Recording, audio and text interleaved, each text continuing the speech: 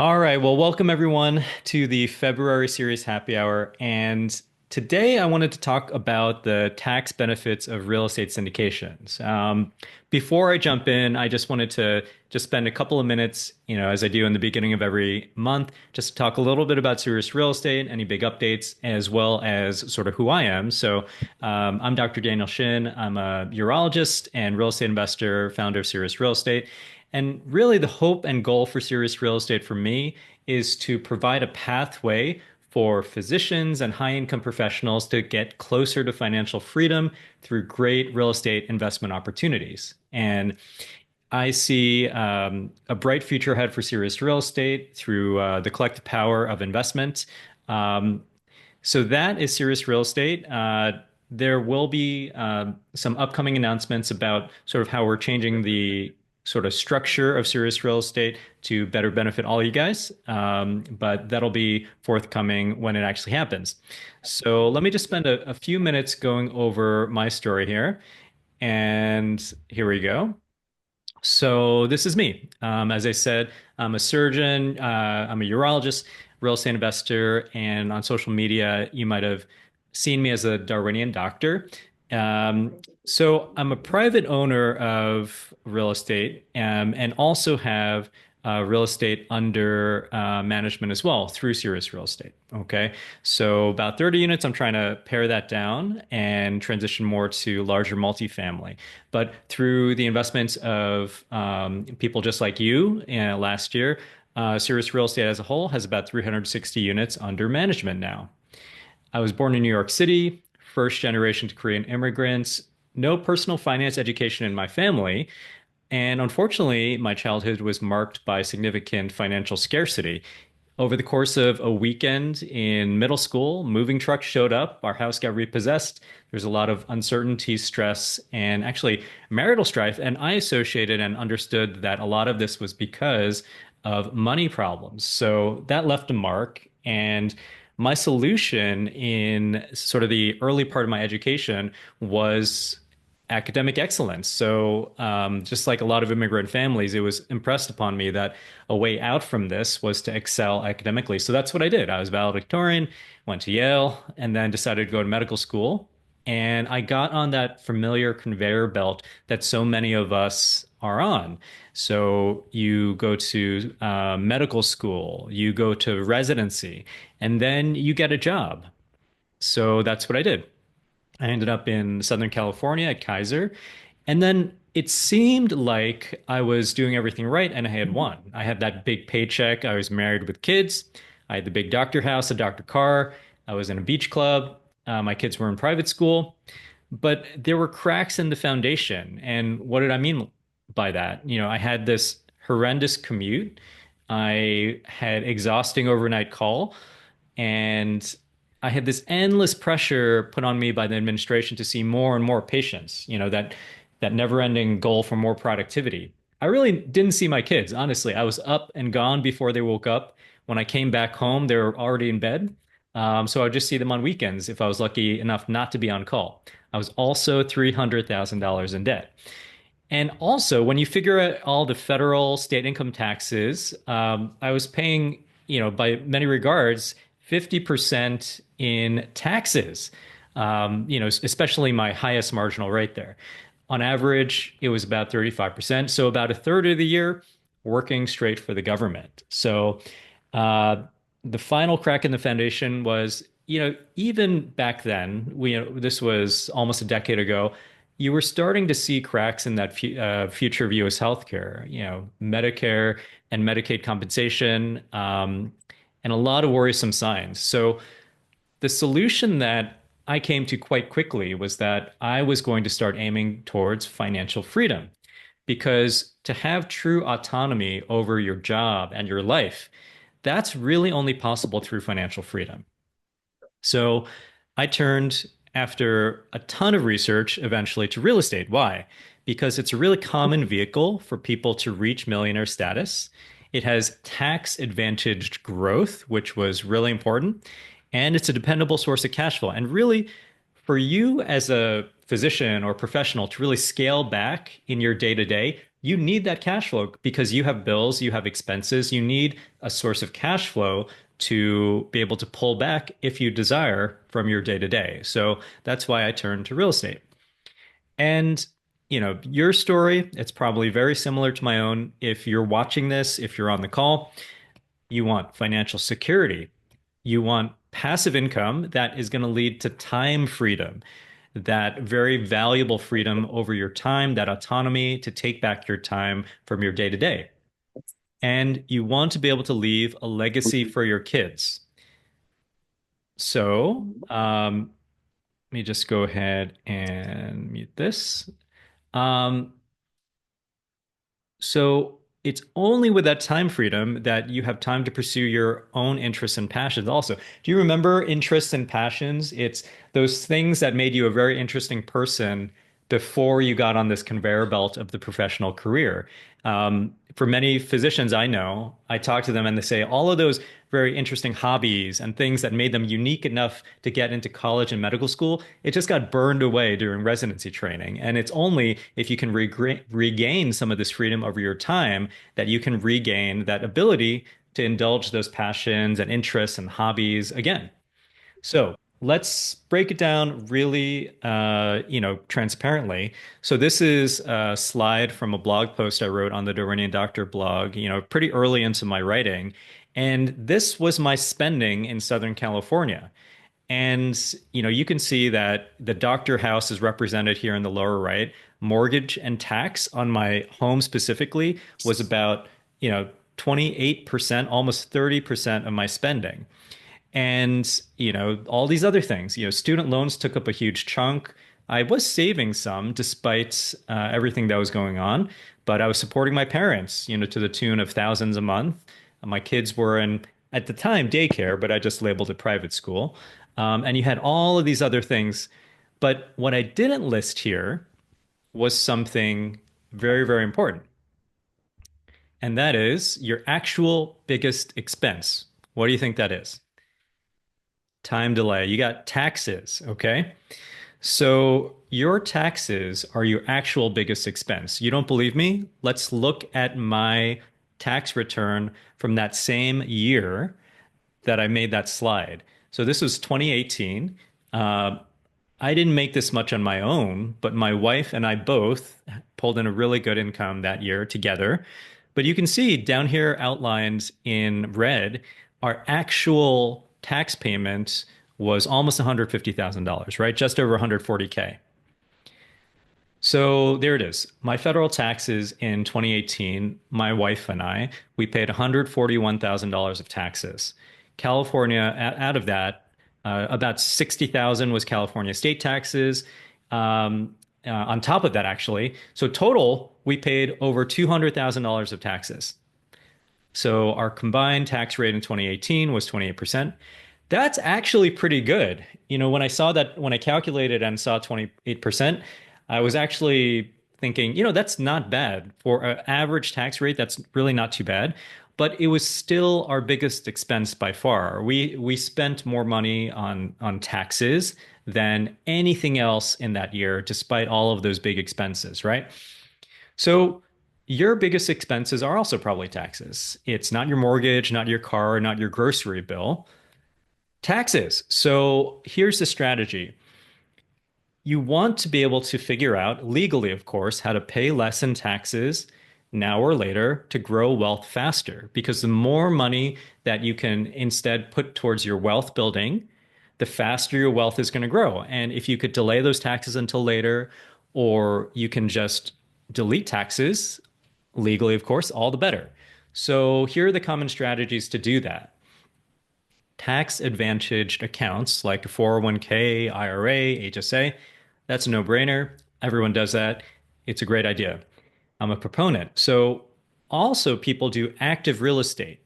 And I'll get into this a little bit more, but in active real estate, you can use something called depreciation and cost segregation to deduct a lot of expenses and reduce your taxable income. I'll get into the subtleties of that though, because I think that's a real misunderstanding when people think about investing in real estate as a someone who also has a day job. You can also get deductions in passive real estate investing through things like syndications, through the offerings that you might see through Cereus real estate.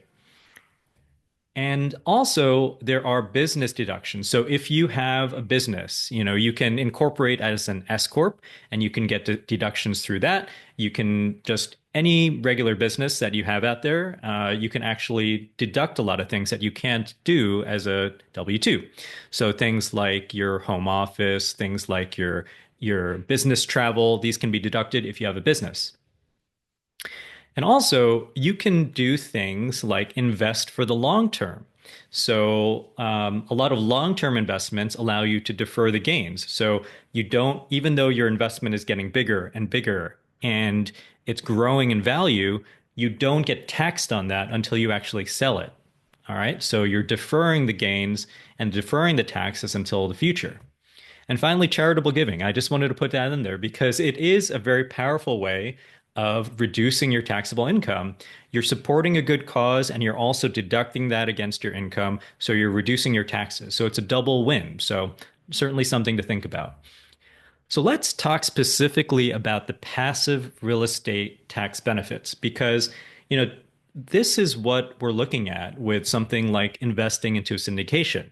And I think there's some misunderstandings out there about this, both in both ways. Some people think that there are more deductions that you could take from passive real estate than you actually can, and others think that there's no deductions at all from passive real estate, and they use that as a reason not to invest passively.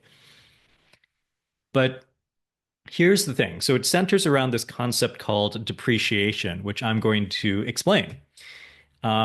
But yeah, so just a list here of all the benefits of the tax benefits of passive real estate depreciation, tax deferred growth, long-term capital gains, and you could do something potentially called a 1031. And this is something that also is pretty interesting. So you get K1 paper losses that can cover other K1 gains. So I'll kind of just describe all of this. Let's go into it one by one. All right. So first of all, depreciation. Now, this is really the secret sauce of real estate investing, and I call it the stuff wears out tax deduction. So basically, here's the idea. You've got in real estate two things. You've got the land, which doesn't wear out. Land doesn't lose value and, depreciate and deteriorate from year to year because it's land. It's always going to be there. But you've got the building on top of the land. And we know, and the government also acknowledges that buildings, they get worn out. There's weather, there's usage. So the government understands that it wears out. So it actually allows you to legally deduct annually about 3.6% of the value of the building every single year over. So that's 100% over a 27 and a half year time period. Okay. So this depreciation is actually something that the government just gives you. You don't have to do anything. It just assumes that you're taking this.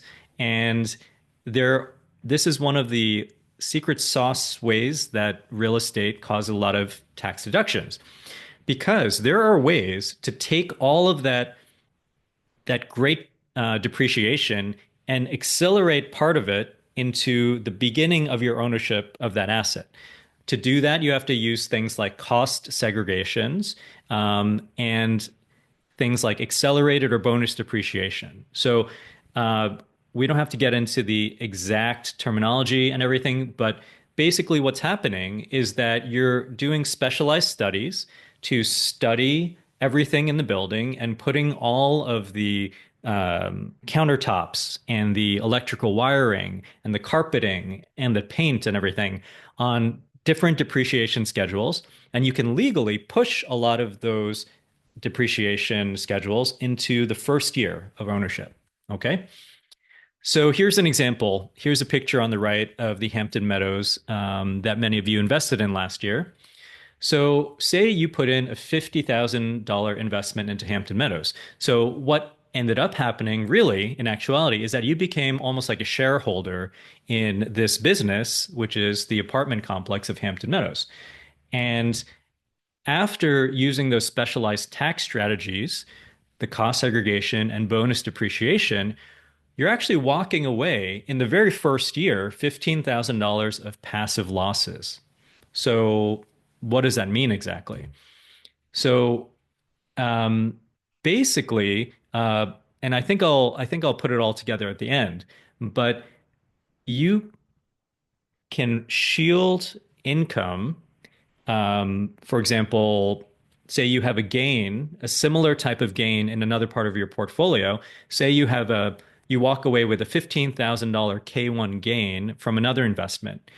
By investing into the Hampton Meadows, that $15,000 gain from that other investment becomes non-taxable. So you're essentially getting a very interesting and big tax benefit in the first year of ownership and investment into the Hampton Meadows or some other real estate syndication. Okay.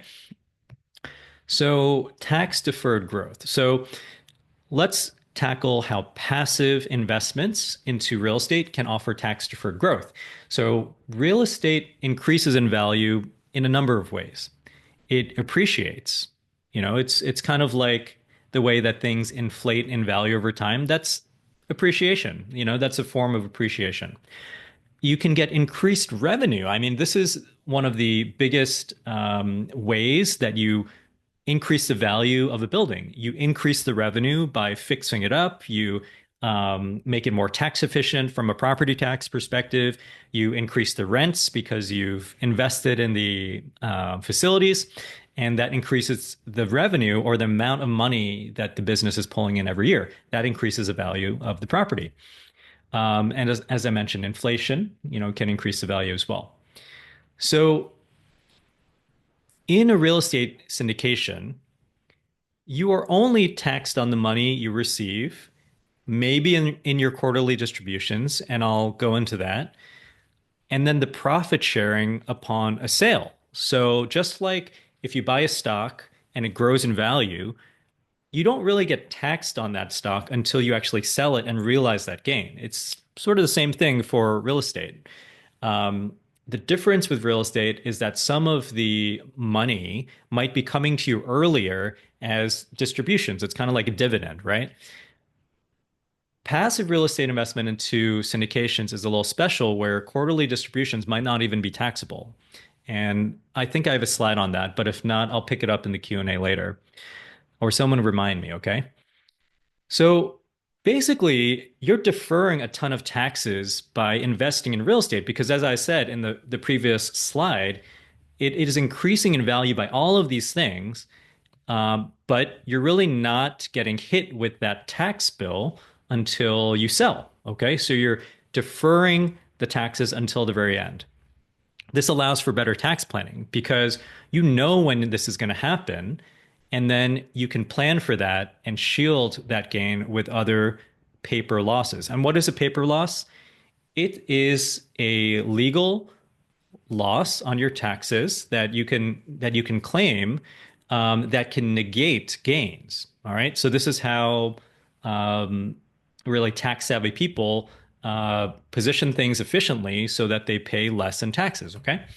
So let's talk about those distributions. Here's the slide that I referenced. So in a real estate deal, if things are going well, that means that at the end of every month or every quarter, you've got an excess of cash floating around in the bank account because you're collecting more in rent than you're spending on maintenance and the water bill and legal fees and the mortgage payment. Okay. So you've got this excess. And in a deal like this, where they're investors, that excess is going to be distributed in the form of a distribution. So the distributions in the Hampton Meadows deal last year have already started, and they're going to be given out essentially on a quarterly basis going forward. So the interesting thing that I learned when I was studying real estate syndications is that usually it depends. So the operating team has to do it and notate this on the K1, but usually those distributions are just treated as a return of capital, as in you gave capital to invest into the deal.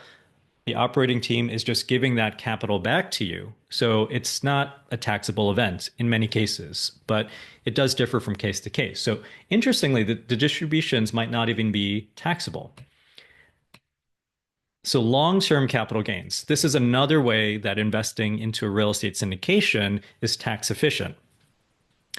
So income from a real estate syndication is taxed at the long-term capital gains rate. So this just means that if you invest in something and you keep that investment for at least 1 year, you go from being taxed at sort of like a normal income tax rate to a long-term capital gains rate, which is capped generally at 20%. So let's look at the possibility here. So if you just go out and make money in your job, as a W-2 employee or something like that, generally your highest marginal tax rate is going to be 37%. So over a third of the dollar that you earn is going to go towards the government, towards taxes. Long-term capital gains rate are generally capped at 20%. So this is just another way that investing in something for the long term is very tax efficient. So finally, let's talk about 1031 exchange. So in some real estate syndications, you can utilize what's called a 1031 exchange when you exit the deal or when the deal is sold and you get back that profit sharing at the end, right? So, what is a 1031 exchange? It's a like kind trade that fully defers capital gains to the future. So, like kind just means you're trading real estate for real estate. So, you can't 1031 exchange your ownership in a real estate syndication and go buy, a Porsche, right?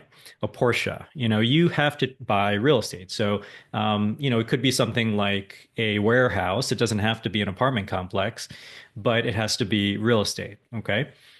And by doing this trade, even though you have gains in the deal, you can actually defer that to the future as long as you're trading something of the same value. But a lot of people use this to swap one real estate for another and just push off those taxable gains into the future.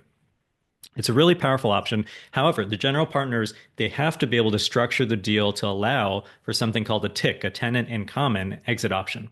So if you're thinking about utilizing this 1031 exchange option at the end, you have to just check with the operators to make sure that it's an option for you. All right.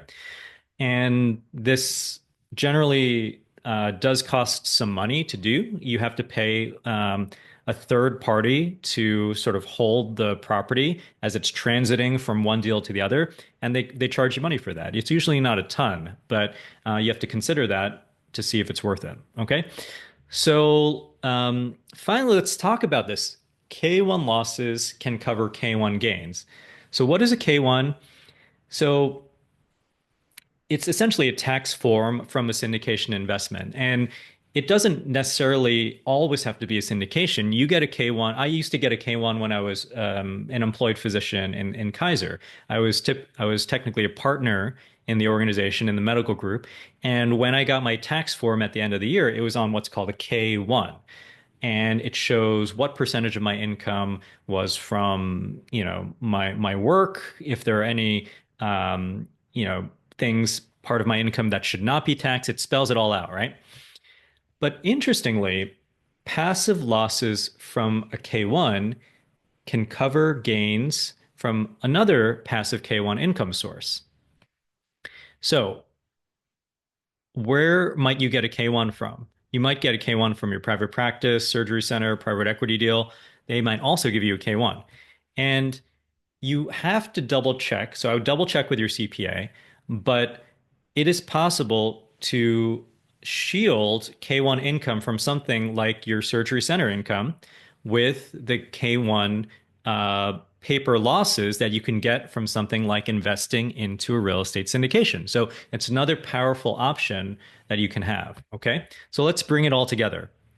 So let's say you were one of the 2 dozen investors into the Hampton Meadows deal, along with myself, right? Through Cereus Real Estate. Everything's gone great. It's year 5. It's time to sell. remember, you did the minimum investment, which was $50,000, and you're going to get, projected about $100,000 out. So that's an equity multiple of about two. Okay, that's what's projecting. That's what we're tracking to do in this deal.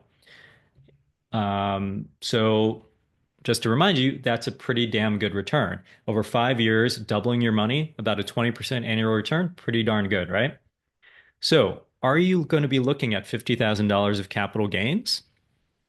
Maybe. Okay. Unless you do something else. So, let's say you just take that capital and maybe you have some other money that you're going to invest into real estate, and then you invest it into another syndication in year five. So, what can happen is that the profit from investment number one is partially or wholly sheltered by deductions from investment number two. So, even though you're pocketing $50,000 of profit in year five, you may have no taxable gain to worry about because of your new deduction from investment number two. All right. Okay, so that's the concept here. And, really that's how you can be super tax efficient. The concept here is you invest and you always be investing. It's not something you do once and just forget about. For you to truly grow wealth, you want to always be investing into real estate. Over time, you're not looking at just a single investment. Think of it like a bag of chess pieces, and you could reposition the chess pieces to strategically delay or defer significant taxes. And this is how you're going to get your wealth to grow significantly faster. So, okay. So here's the thing about, this passive real estate tax benefits that I want to make clear. So some people think about real estate and they think that the paper losses in real estate can shelter your active income from, say, your W-2 job. Okay. So they think that, okay, I've put in $50,000. I'm getting this $15,000 passive loss, paper loss, that is, on in year one. I'm going to take that and then I'm going to pay less on my W-2 income because of that. That does not cross. There's like a barrier between those two types of income unless you're a real estate professional. So people say, okay, I'll just become a real estate professional. Let's look at what it really takes to become a real estate professional. You have to do at least 750 hours per year in your real estate business. And more than half your time has to be spent in real estate. So that's actually the kicker for most doctors, okay? Even if you are able to, in your spare time, at midnight on the weekends, do a lot of hours in real estate. And this is what I was doing when I was working full time and also investing in real estate on the side when I was starting my own portfolio. You're still not going to be hitting the second part of that because doctors work hard. A lot of professionals work really hard. And it's very, very, very, very difficult to spend more time in real estate unless you're just part-time in your other job, like medicine or, accounting or engineering. Okay. And it's not just like time that you spend pondering real estate or reading about real estate. It has to be material. What does that mean? Active and significant involvement. So basically, bottom line, most doctors who are working full time cannot be real estate professional status. They cannot attain it. Okay, it's very, very difficult. And I've run into this myself. So over the last couple of years, I've transitioned to locum tenens, where I now spend only a week a month in medicine. It's a good balance for me, allows me to put a lot of time into growing things like Cereus Real Estate, finding you awesome deals. But even in 2023, when I was doing this, I didn't get my ducks in a row and I didn't, write down every single time I was working on the real estate. And I did not achieve real estate professional status in 2023, even though I, may have done it from a pure hours perspective. So it's very difficult, even if you're only working a little bit in another profession. So anyway, let's put that aside. I hope that was clear. So this is really your goal, and this is a chart from I was playing with some spreadsheets and putting together projections about the growth of your money. Um, if you do $50,000 per year successive investments into real estate, and you know this is a typical exponential curve. This is what we all want our money to be doing. But you can see that, you know, it really doesn't start going crazy in terms of that curve until you get out a number of years. So, um, you know, but the thing is, you can be sure that it's going to be growing a lot faster at 15% plus growth in a real estate syndication than it is when you're getting 8 to 10% in the stock market. Okay. So let's all try to be on the right side of this curve. And you could see these really impressive numbers here. You know, this is starting at zero on the left. And then over time, it doesn't seem like it's really picking up steam, but as you go, you can really, really, really amass a significant amount of wealth with successive investments. And this is all within your power to do. All right. So that's the presentation. I want to make sure to put in some time for questions. I'm going to stop sharing and let's take it from here. And yeah, if you want to chat a little bit, let's get into the weeds a little bit. I'm happy to do so. Just come off mute and we'll get into it, okay?